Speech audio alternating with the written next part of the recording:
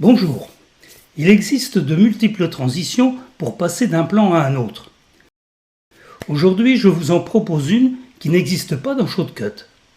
On va faire tourner les images sur les faces d'un cube. Je commence par placer quelques images dans un dossier, puis j'ouvre Shotcut et je place directement mes images dans la liste de lecture.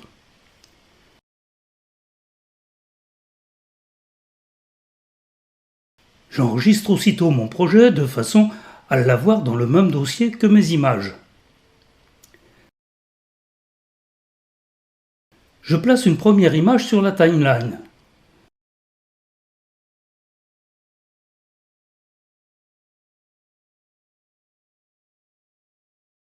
Elle a une durée de 4 secondes, je n'y touche pas, ça me convient. Je vais lui ajouter le filtre recadrer angle.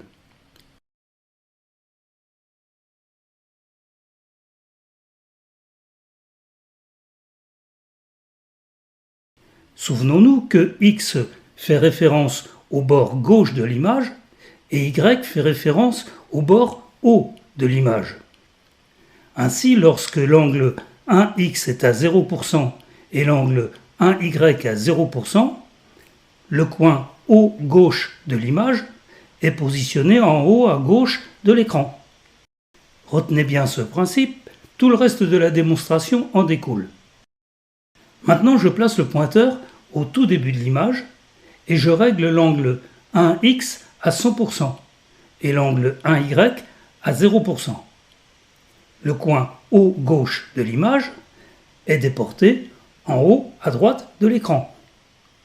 Je règle l'angle 2x sur 100% et 2y sur 20%. On ne le voit pas, mais le coin haut droit de l'image est décalé de 20% par rapport au haut de l'écran. Je règle l'angle 3x sur 100% et 3y sur 80%. Là, ça se voit, le coin bas droit de l'image est décalé de 20% par rapport au bas de l'écran. Je règle l'angle 4x sur 100% et 4y sur 100%. Le coin bas gauche de l'image est maintenant décalé en bas à droite de l'écran. Imaginons un cube que l'on regarde de face.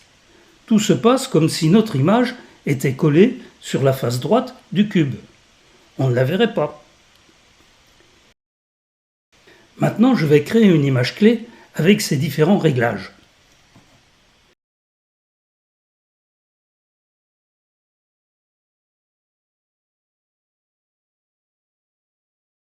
Puis j'avance le pointeur d'une demi-seconde, soit 12 images. Je règle les angles 1x sur 50% et 1y sur moins 10%. 2x sur 100% et 2y sur 10%. 3x sur 100% et 3y sur 90%. 4x sur 50% et 4y sur 110%.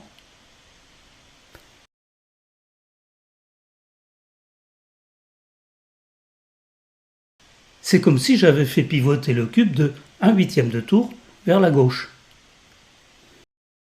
Une nouvelle image clé a été créée. J'avance le pointeur d'une demi-seconde. Je règle les angles 1x sur 0% et 1y sur 0%. 2x sur 100% et 2y sur 0%. 3x sur 100%, 3y sur 100%. 4x sur 0% et 4y sur 100%. Je vois maintenant mon image complète sur la face avant du cube. J'avance le pointeur de 2 secondes sans rien changer au réglage des angles et j'ajoute une image clé. Mon image va rester fixe à l'écran pendant 2 secondes.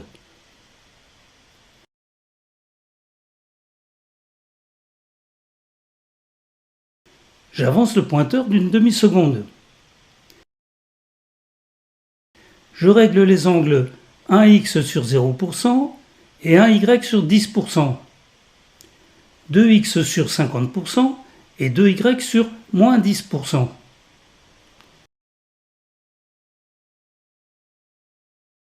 3x sur 50% et 3y sur 110%.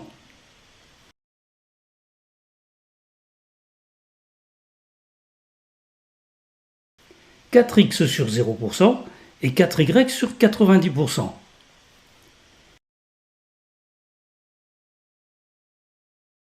J'ai fait pivoter mon cube de 1/8 de tour vers la gauche. Une nouvelle image clé a été créée. Je place le pointeur une demi-seconde plus loin. Attention, on doit bien être sur la dernière image du plan. Comptez si besoin jusqu'à 12.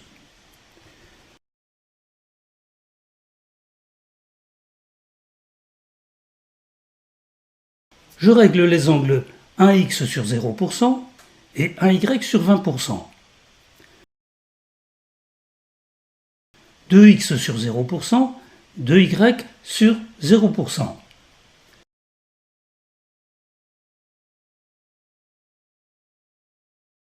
3x sur 0%, 3y sur 100%. 4x sur 0% et 4y sur 80%. Tout se passe comme si notre image était maintenant collée sur la face gauche du cube. On ne la verrait pas. Une nouvelle image clé a été créée. Avec 6 images clés, on fait tourner une face du cube. Mais pour ne pas avoir à re-rentrer toutes ces valeurs pour chaque image, je vais enregistrer la configuration du filtre. Je clique sur le petit plus en face de présélection et je donne un nom à mon nouveau réglage de filtre, par exemple cube. Je vais ajouter une nouvelle image à la timeline. Mais attention, elle doit apparaître lorsque la précédente commence à disparaître. Il faut donc que j'ajoute une piste vidéo.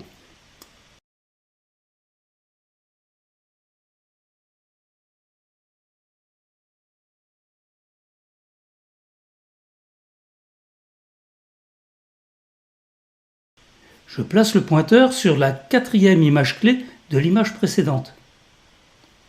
C'est à ce moment que le cube commence à tourner. Je vérifie que je suis bien sur la 2e piste vidéo.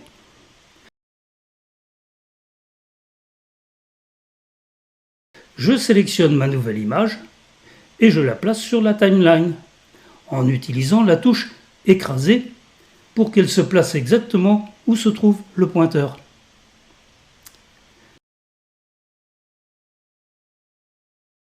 Je lui ajoute le filtre recadrer angle.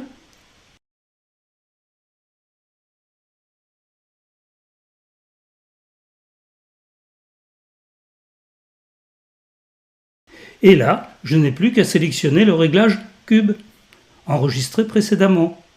Ça va beaucoup plus vite.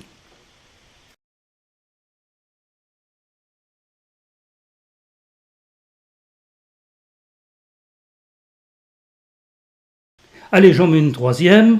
Je peux utiliser la piste 1.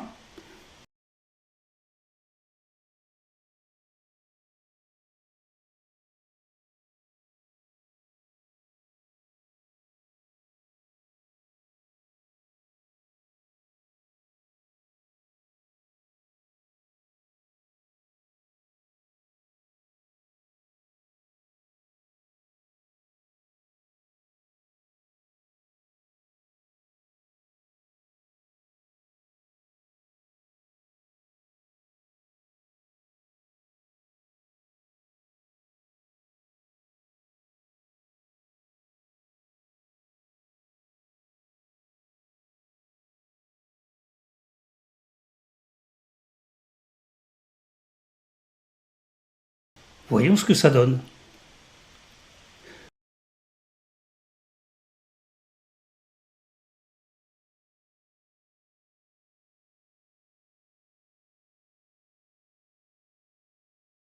Pour peaufiner le montage, je vais enlever les 3 premières images clés de la première image et ajouter un fondu vidéo en ouverture.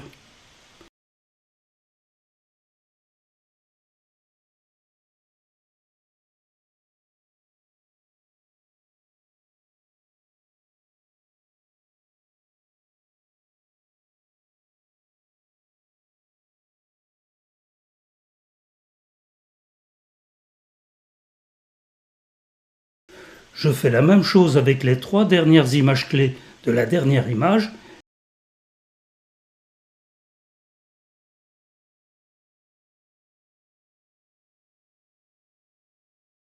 Et j'ajoute un fondu vidéo en fermeture. Voilà le résultat.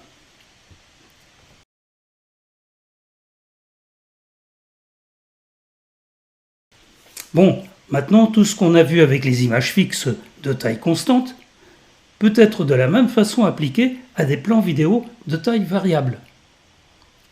Ajoutons par exemple une courte vidéo à notre montage précédent.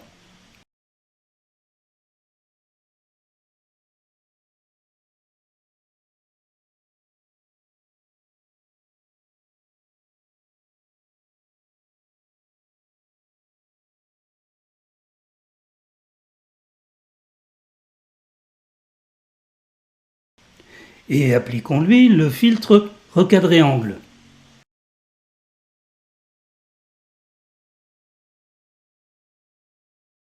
Avec le réglage cube.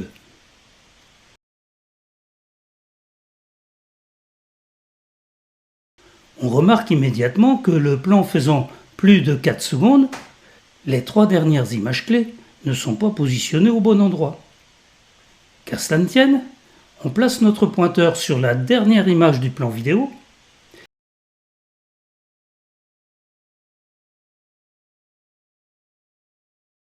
et on fait glisser la 6e image clé jusque sous le pointeur. Puis on recule le pointeur de 12 images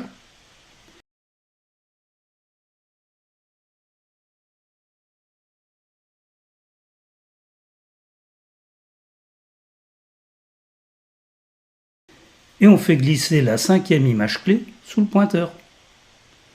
On recule encore de 12 images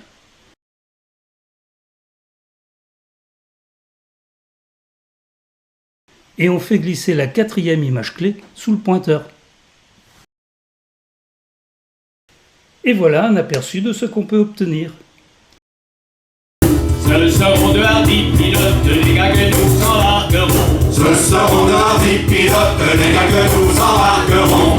Qui pétille, femme gentille, sous des baisers brûlants d'amour. Plaisir balaille, vive la canaille, je vois, je chante et je tue tour à tour. Dans sac de matelot, j'ai tout ce que j'aimais de plus beau. Souvenir de tout pays, bouteille de rhum et de whisky. Une entreprise ne marche pas, ma pipe et mon tabac. J'ai mis l'harmonica, j'avais acheté. À bientôt!